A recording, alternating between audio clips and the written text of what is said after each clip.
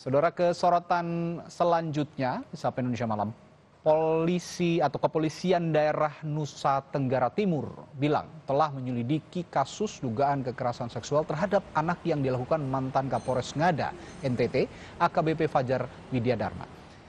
Fajar diduga melakukan kekerasan seksual terhadap anak berusia 6 tahun dan menyebarkan videonya, namun belum ditetapkan sebagai tersangka.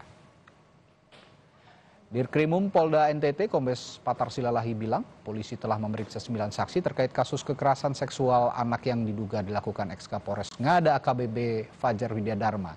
Dari hasil pemeriksaan, Fajar diduga membayar seseorang sebesar 3 juta rupiah untuk membawa anak berusia 3 tahun ke dalam hotel. Fajar kemudian merekam aktivitas seksual itu. Status Fajar belum tersangka karena Polda NTT baru memeriksanya sebagai tersangka. Terungkapnya kasus ini setelah ada laporan dari polisi Australia kepada Hub Interpolri. Laporan terkait beredarnya video porno anak di Australia. Dari Hub Inter mendapat informasi dari AFP, Australian Federal Police, ya. Jadi Hub Inter meneruskan temuan yang dari AFP. Tentang apa Pak itu temuan dari AFP? Nah, itu tadi adanya dugaan kekerasan seksual. Iya. Apa alasan belum ditetapkan sebagai tersangka? Baik, kita belum periksa dia sebagai tersangka. Ya, karena kemarin sudah pada tanggal 20 sudah dibawa ke Jakarta. Terima kasih. Yang bersangkutan mengorder ya, anak tersebut melalui seseorang yang bernama F, seseorang wanita perempuan yang Mabes Polri menegaskan akan transparan dalam mengusut kasus kekerasan seksual terhadap anak yang diduga dilakukan Kapolres Ngada NTT AKBP Fajar Widyadharma Lukman. Kadif Humas Polri Irjen Sandi Nugroho bilang pengusutan terbuka kasus itu menjadi komitmen Kapolri. Irjen Sandi bilang polisi masih melakukan pemeriksaan terhadap Kapolres Ngada AKBP Fajar Widyadharma. Sandi berjanji akan terus menyampaikan informasi secara terbuka soal kasus ini. Sandi bilang siapapun yang melanggar ketentuan akan ditindak tegas. Transparansi dan akuntabilitas Polri ini menjadi tanggung jawab Polri kepada publik, maka Bapak Polri sangat berkomitmen untuk hal itu. Untuk hasil pemeriksaannya masih dalam proses.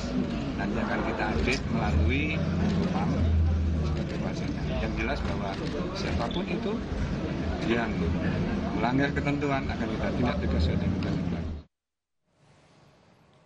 Komisi Kepolisian Nasional menyebut jika terbukti melakukan kekerasan seksual terhadap anak, Kapolres Ngada AKBP Fajar Widyadharma pantas dihukum maksimal.